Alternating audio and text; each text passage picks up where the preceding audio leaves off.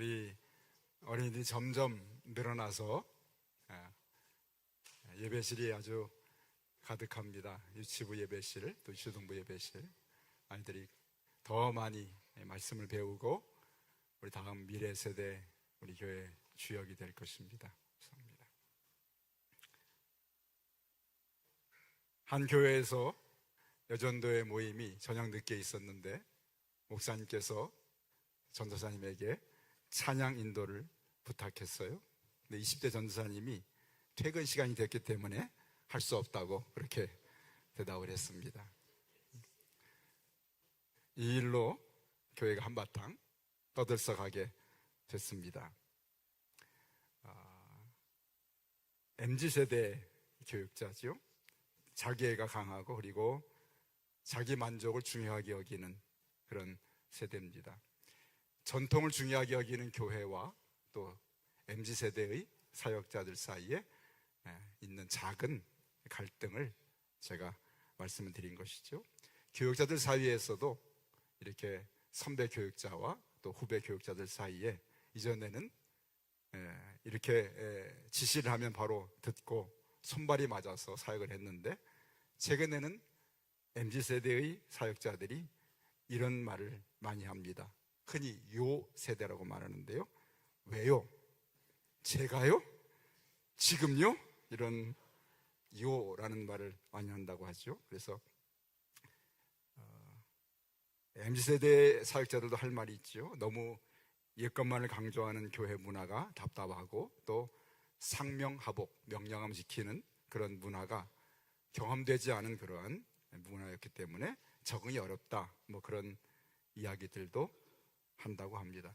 향후 이제 세상은 MZ세대가 몇 년 또 10여 년 후에는 대부분의 주류를 차지하는 비중이 늘어나게 됩니다. 이런 세대 차이의 그 공감은 가장 중요한 세대 차이를 극복하는 요소고요. 또 하나는 동질감, 서로를 공감해주고 또 하나라는 동질감을 갖는 것이 얼마나 중요한가 생각이 됩니다. 예수님께서 오늘 16절을 우리가 열면서 한 단어를 보게 됩니다. 세대라는 단어를 보죠. 이 세대를 무엇으로 비유할까? 성경에도 오늘 세대에 대한 이야기를 예수님께서 하고 계시죠. 사실은 이 세대라는 말씀을 예수님이 하실 때 두 가지 경우에 사용하셨습니다. 첫째로는 예수님이 메시아 되심을 부인할 때 그 사람들을 향해서 이 세대라는 말씀을 하셨고, 그리고 세상을 책망하실 때 이 세대라는 말씀을 사용하십니다. 예수님이 오늘 계셨던 그 세대에 대해서 안타까워하시면서 이 세대를 무엇으로 비유할까 하시며 아이들이 장터에 앉아 아이들 동무들과 함께 노는 그러한 모습을 보시면서 마치 이와 같다고 그렇게 말씀하고 계십니다. 예수님 당시에 아이들은 뭐 특별한 놀이기구가 있었겠습니까? 어떤 뭐 공이 있었겠어요? 어떤 뭐 다른 도구가 있었겠습니까? 뭐 저나 여러분 어린 시절만 해도 논다는 도구가 뭐 여자분들은 고무줄 놀이를 하셨고 주로 그렇죠. 남자들은 자치기나 뭐 구슬치기 정도 놀이를 했습니다만 뭐 예수님 당시에는 얼마나 놀이기구가 귀했겠습니까? 그래서 아이들이 노는 그 놀이는 어른들을 흉내내는 것이 중요한 놀이의 모습이었죠. 그래서 어른들이 하는 그런 결혼식 잔치나 장례식의 그런 모습들을 가지고 서로 편을 나누어서 노는 모습을 오늘 보게 됩니다. 예수님이 관찰을 해보시니까 아이들이 장터에 모여서 노는데 두 편이 나뉘어서 놀게 됩니다. 그래서 서로 약속을 합니다. 한 편이 피리를 불면 다른 편은 춤을 춰줘야 합니다. 또 장례식 놀이에서는 한 편이 슬피 울면은 반대편에 있는 사람들은 가슴을 치면서 함께 호응을 해줘야 그 놀이가 잘 진행이 되겠죠. 그런데 이런 규칙, 서로 호응하고 화답하고 반응하는 규칙을 상대방이 어겨버리면 그 놀이는 재미가 없어집니다. 아무 의미가 없어지는 것이죠. 그래서 한 편이 피리를 아무리 불어도 상대편이 춤을 추질 않습니다. 한쪽 편이 아무리 슬픈 울음을 울어도 반대편이 가슴을 치지 않습니다. 그것을 보면서 마치 이 세대가 이와 같구나라는 그런 말씀을 예수님께서 오늘 하고 계시죠.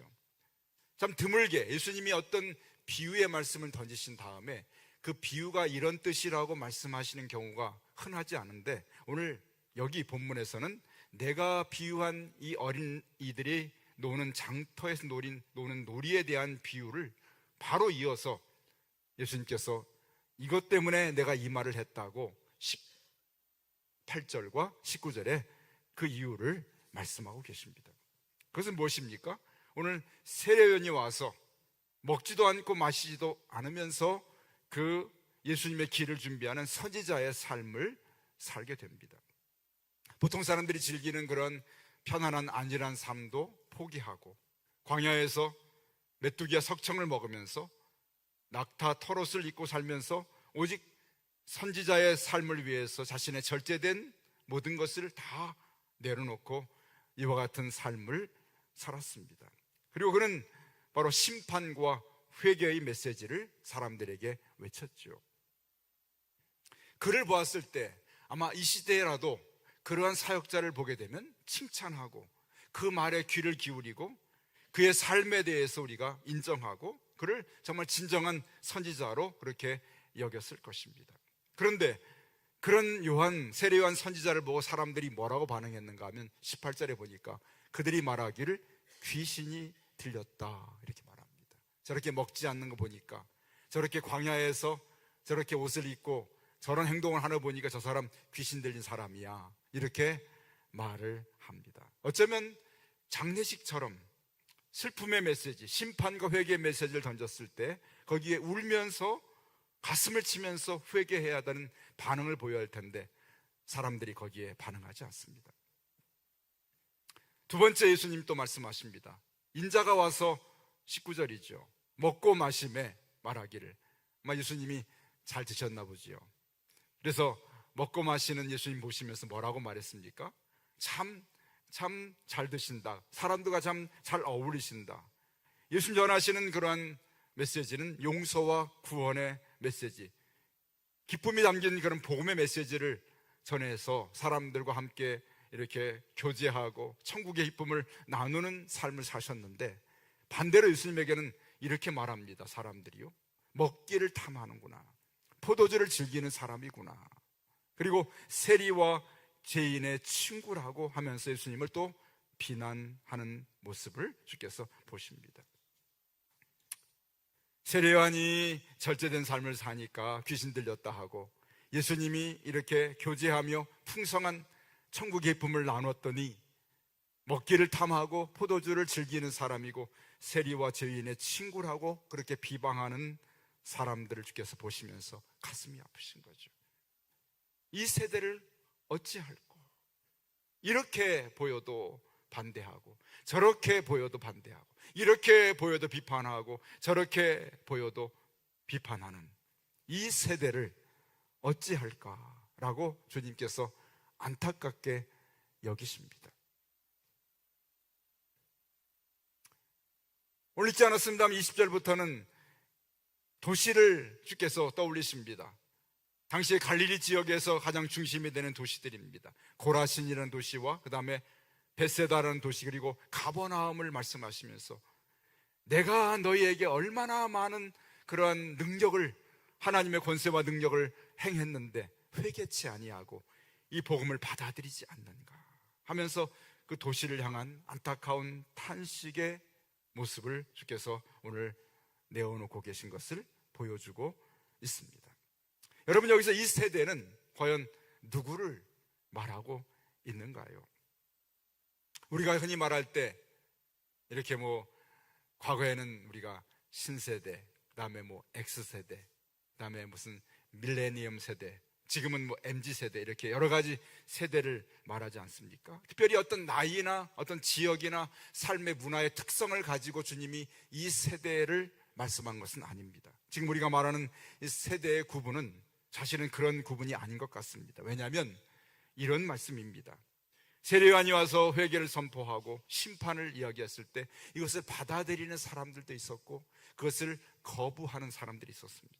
역시 예수님께서 천국 복음을 증거하시면서 회개와 그런 심판의 메시지가 아니라 이제는 용서와 그리고 구원의 메시지, 기쁨의 복음 메시지를 전했을 때 그것을 받아들이는 사람이 있고 거부하는 사람들이 있었습니다.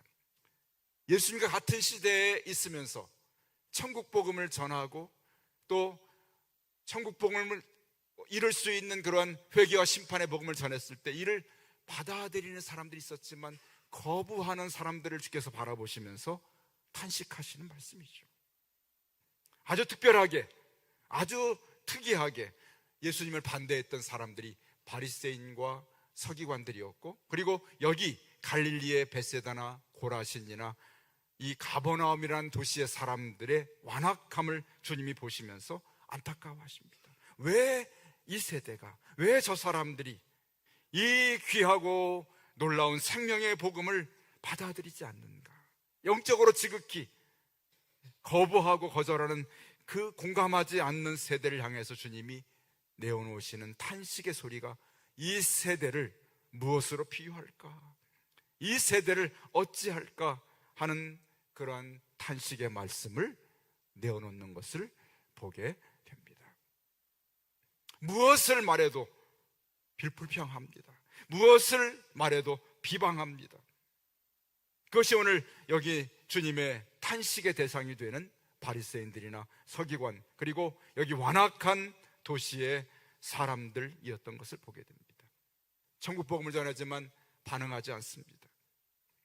아이들이 놀이할 때 함께 놀아줘야 하는데 그것을 거부한 아이들처럼 천국 복음에 대해서 반응하지 아니하고 구원의 초청에 소식을 전했지만 기쁨으로 반응하지 아니하고 회개를 촉구했지만 역시 무반응하는 사람들, 무관심과 자기중심의 세대를 바라보시면서 이 세대를 무엇으로 비유하여서 어찌할꼬 하는 주님의 탄식을 오늘도 우리가 듣게 됩니다. 왜 그럴까요? 그들은 자신들이 원하는 예수 그리스도에 대한 그러한 기대가 있었고, 제가 지난주에 말씀드렸잖아요. 그렇죠? 자신들이 생각했던 메시아의 모습을 예수님께 보지 못하고 그것을 얻지 못하자 그들의 마음속에는 무관심, 무반응, 그리고 자기중심적인 무감각의 모습, 그리고 나아가서 비방하고 완악한 모습을 보이는 그 세대를 향해 주님이 외치신 안타까운 외침이 우리 귀에 들려지고 있습니다. 그렇습니다. 요즘 교회를 걱정하고 또 연구하는 사람들의 목소리가 아주 높습니다. 최근에 어떤 교회를 앞으로 어떻게 이끌어야 할지에 대해서 생각하면서 연구하는 분들이 모여서 가장 관심을 두고 보고 있는 그러한 교회 안의 세대는 3040 세대입니다. 30대, 40대 정도의 세대들입니다. 그렇죠? 지금 주류를, 교회를 이끌고 가는 주류 세대는 지금 50대 이상, 60대, 70대 대신 아버지, 어머니 세대가 교회를 지금 이끌고 있잖아요. 그렇죠? 헌신적이고 아주 희생적인 세대가 교회를 지금까지 지켜왔습니다. 그런데 앞으로 이 교회를 이어서 우리 아버지, 어머니 세대를 이어서 교회를 지켜야 할 세대가 3040 세대입니다. 우리 아버지 세대는 사회에서는 마처 세대라고 말합니다. 마처 세대. 무슨 소리인가? 마지막이고 처음인 세대다. 뭐가 마지막인가 하면 부모를 이렇게 헌신적으로 공경하는 마지막 세대가 지금 우리 50대, 60대 세대죠. 그리고 처음 세대, 부모, 자녀들에게 공경받지 못하는 처음 세대라 그래서 마처 세대입니다. 미처 세대죠. 그렇죠. 부모님은 공경해 드리는데 자녀들에게는 공경받지 못하는 마지막이고 처음인 세대라. 이렇게 그것은 한마디로 뭐 부정적인 의미에서 그런 마처 세대지만 사실은 자기를 희생하고 헌신할 줄 아는 그런 세대가 바로 사회를 지탱해 왔고 가정을 지켰고 또 교회를 지켜왔습니다. 3040 세대는 우리 부모 세대와 같지 않은 모습을 보이고 있습니다. 그래서 교회 안에 많이 존재하지 않고요, 우리 교회도 뭐 그래도 비교적 많은 분들이 있죠. 과거에 40살 되면은 동양에서는 불혹이라고 그렇게 말했습니다. 즉 유혹에 반응하지 않는다, 유혹받지 않는다, 불혹의 세대다, 그렇게 말했죠. 제가 한 10여 년 전에 이런 책 제목을 가지고 말씀을 전한 적도 있습니다. 마흔, 아플 수도 없는 마흔이다, 그런 책을 제가 읽어보고 여러분과 함께 말씀을 나눴던 생각이 듭니다. 40살이 되게 되면 아플 수가 없다. 부모도 섬겨야 되고, 자식도 길러야 되고, 가장 역할도 해야 되고, 너무나 바쁘고 너무나 할 일이 많아서 아플 시간도 없다는 거죠. 그렇게 참 자기 역할을 잘 했던 것이 40대 정도, 30, 40대의 그런 삶의 모습인데, 요즘에는 40대를 대표하는 책이 40, 다시 시작하자, 그런 책이라고 합니다. 다시 시작하는. 그래서 불혹 또는 뭐 꽃중년이라는 그런 그렇게 불렸던 40대가 지금은 철없는 40, 뭐 다시 시작하는 40이라고 그렇게 부른다고 합니다. 그만큼 어떤 세대에 대한 어떤 생각이 많이 달라졌죠.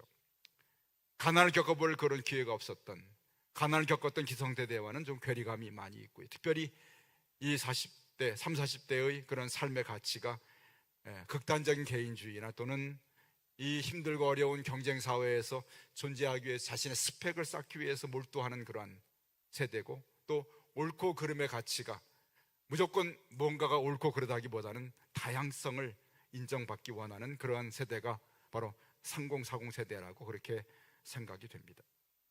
중요한 것은 자신의 개성과 또는 편리함과 자신에게 맞는 삶을 살려는 것이 3040 세대의 가장 중요한 관심사입니다. 교회 생활을 왜 그렇게 부지런히 하지 않느냐 하는 그런 조사를 해봤더니 통계에 나온 것은 신앙생활의 가장 큰 장애는 가사노동과 육아라고 그렇게 말합니다. 요새는 그렇죠. 남자 여자 같이 이렇게 살면 그죠, 부부가 다 가사노동에 힘을 써야 되고 육아도 같이 나누게 됩니다. 그래서 그러다 보니까 뭐 직장에서는 자기 개발에 힘써야 되고, 집안에서는 가사노동 육아에 힘써야 되고, 또 사회생활하면서 또 여러 가지 또 이렇게 또 자기 원하는 여가도 즐겨야 되고 하다 보니까 교회 생활을 하지 않는 첫 번째 이유가 시간이에요. 두 번째는 교회 일에 너무 깊이 관여하고 싶지 않다. 세 번째는 일상생활이 너무 힘들어서 지쳐서 쉬고 싶다. 그래서 교회 생활에 가장 관심이 없는 세대가 바로 이런 이유를 들어서 교회를 떠나거나 멀리하고 있는 것을 걱정하고 있습니다. 그렇죠. 사실은 뭐 우리 교회도 비교적 안정된 교회입니다만 전체적으로 일반적으로 한국 교회가 이런 어려움에 지금 봉착해 있는 것은 사실입니다. 어떻게 하면 이런 어려움을 이겨내고 다음 3040 세대가 우리 부모 세대를 이어서 교회를 지켜낼 수 있을까? 우리가 많이 기도하고 또 많이 지금 연구하고 있습니다. 그래서 가장 이 3040 세대가 중요하게 요구하는 그러한 교회는 자녀와 함께 신앙에 활동할 수 있는 프로그램들을 많이 하면 좋겠다, 그런 조사들을 찾아보게 됩니다. 저도 그 조사를 보면서 앞으로 우리 교회도 부모와 자녀가 함께 참여하는 그러한 교회 신앙훈련 프로그램들이 많이 필요하겠구나 하는 그러한 생각들을 제가 하게 됩니다. 앞으로 이런 오후 예배나 또는 교회 주중이라도 우리 자녀들과 함께 신앙활동을 할 수 있는 그런 프로그램들을 만들고, 그런 것들을 자리를 마련해서 어쨌거나 우리 이제 50, 60, 70 세대들이 물러가게 될 텐데, 이어서 그 자리를 우리 3040의 우리 세대들이 교회를 지켜내고 신앙을 지키고 또 하나님의 뜻을 이루는 일에 힘써서 나설 수 있는 그런 일들을 이루는 것이 바로 가장 중요한 우리의 관심사가 되고 해야 될 일이 아닌가 그렇게 생각이 됩니다. 어쨌거나 예수님께서 오늘 기대하시는 그 세대, 이 세대를 어찌할까 하는 예수님의 탄식처럼 우리의 마음속에도 동일한 그런 관심과 애정과 사랑이 필요한 세대가 있는 것을 주께서 말씀하십니다. 사실 성경에서 여러 번 주님은 세대를 향해서 탄식하시는 모습을 보게 됩니다. 우리 한 장만 넘기게 되면 세대를 악하고 음란한 세대라 그렇게 말합니다. 이 세대를 어찌할꼬? 또 17장에서는 믿음이 없고 패역한 세대라고 말합니다. 바울 사도는 당시 자신의 세대를 어그러지고 거스리는 세대라고 말합니다. 굽어지고 부패한 그런 세대라 그렇게 말하면서 바울은 너희가 이 세대를 본받지 말고 오직 마음을 새롭게 함으로 변화를 받아 하나님의 선하시고 기뻐하시고 온전하신 뜻이 무엇인지를 분별하도록 하라 이렇게 말씀하십니다. 우리가 이렇게 세대 통합 예배를 드리는 가장 첫 번째 중요한 이유는 온 가족이 온 세대가 하나 되는 믿음 안에서 하나 되기 위해서 세대 통합 예배를 드립니다. 앞으로 좀 더 변화되고 좀 다양한 그런 예배를 드리려고 제가 마음에 생각하고 있습니다. 어린아이부터 노년이까지 다 모여서 때로는 부모와 자녀가 또는 손자와 할아버지 할머니가 함께 모여가지고 예배하면서 우리 세대를 하나로 만들어 줄 수 있는 것은 바로 유대인들이 지켜왔던 말씀 교육과 신앙 교육밖에 없어요. 말씀 안에서 하나 되고 신앙 안에서 하나 될 때 서로 신앙의 영적인 공감이 이루어지고 서로에 대해서 인정하고 동질감을 잃어버리지 않는 것이 바로 세대가 지켜낼 수 있는 가장 중요한 세대 통합의 가장 중요한 요소입니다. 신앙 안에서 서로 공통점을 가지고 있어요. 공감하는 것이 있어요. 제가 염려하는 것은 그것이에요. 청년부들이나 중고등부 가보되면 찬송가를 안 부르거든요. 요즘 나온 그런 그런 노래를 부릅니다. 젊은이들이 부르는 노래죠. 우리들이 가면은 몰라요. 그냥 앉아서 보고 있어야죠. 이제 우리 학생들이 왔고 청년들이 몇 명 이제 왔습니다만 우리 중고등부 그죠? 어른들이 부르는 노래 잘 우리 아이들이 더 모를 수 있습니다. 안 부르기 때문에 그렇죠? 그런 같은 노래를 부르고 그렇죠? 같은 말씀을 듣고 같은 생각을 해야 세대가 하나가 돼서 서로 이렇게 어우러져서 갈 수가 있는 것이죠. 그래서 앞으로 중고등부, 청년부에서도 찬송가를 불러요. 우리 또 청년부에서도 또 아이들이 부르는 노래도 같이 불러야 되겠습니다. 서로 그래서 공감하고 동질감을 갖는 그러한 공동체를 이룰 때 그것이 하나가 될 수가 있겠죠. 세대통합 예배를 시작하면 제가 20여 년 전에 교회로 오기 전에 미국을 다니면서 많은 미국 교회들을 봤는데 감동적인 몇 개의 교회들 잊지 못할 것은 주일 예배가 되면 할아버지 할머니 또 아버지 엄마 아이들이 다 같이 특히 어린이 아이들께 다 양복을 정장을 다 입혀가지고 아이들을 옆에 앉혀놓고 예배에 참여를 합니다. 거기서 아이들이 부모가 어떻게 예배하는지를 보면서 바른 자세로 아주 어린 아이들도 흐트러지지 않고 앉아서 예배를 드리는 모습을 보게 됩니다.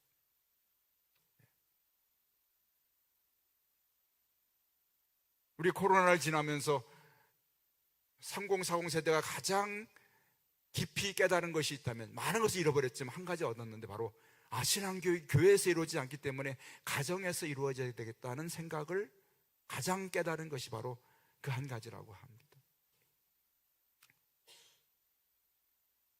그래서 우리가 함께 이렇게 모여가지고 세대가 함께 앉아서 예배하는 것은 우리의 삶 속에서 정말 잃어버려서는 안 될 중요한 가정의 일치를 이루고 신앙으로 하나 될 수 있는 중요한 바로 통로가 바로 세대 통합 예배고 바로 신앙인 것을 오늘 깨닫게 됩니다. 그래서 예수님께서 오늘 이 세대를 탄식하시면서 오늘 이 비유를 들면서 주께서 주신 말씀의 19절 끝부분에 이렇게 주께서 말씀하십니다. 여러분 펴셔가지고 보시기 바랍니다. 예수님을 비방하는 사람들이 먹기를 탐하고 포도주를 즐기는 사람이 세리와 죄인의 친구로다 그렇게 말하지만 그 다음에 같이 읽습니다. 지혜는 그 행한 일로 인하여 옳다함을 얻느니라. 아멘. 무슨 말씀인가? 아니다. 너희가 정말 중요한 걸 잃어버렸는데 너희의 정말 지혜로운 삶이 있다면 장례식에 가서 슬퍼하는 사람이 있으면 함께 가슴을 치면서 슬퍼해주는 그것이 지혜고, 잔치집에 가서 함께 기뻐하며 피리를 불면 춤을 춰주는 것이, 그것이 진정한 그런 지혜라고 말씀하시면서, 예수님 복음을 증거할 때 그 복음으로 인하여서 함께 영적으로 동참하고 영적으로 공감하고 영적으로 그것을 받아들이는 그러한 삶을 사는 것이 진정한 바로 지혜인 것을 주께서 말씀하십니다. 이 말씀은 오늘 예수님 말씀에 순종치 아니하고 세례요한의 그러한 심판과 회개의 메시지에 귀신 들렸다고 거절하는 사람들을 보시면서 예수님의 그런 구원의 기쁨과 영적인 천국의 교제를 담은 그러한 잔치집 같은 그러한 천국 복음을 그들이 먹기를 탐하고 포도주를 즐기는 사람에 비방하는 그들을 향하여서 주님께서 주시는 말씀이, 너희가 정말 진정한 지혜가 뭔지를 모르는구나. 이런 하나님 말씀이 증거될 때 거기에 참여하고 함께 공감하면서 하나 되는 것이 정말 중요한 지혜인 것을 이 세대가 알지 못하고 있구나 하는 것을 주님이 안타깝게 탄식하시는 말씀을 오늘 우리가 듣게 됩니다. 오늘 역시 우리도 마찬가지입니다.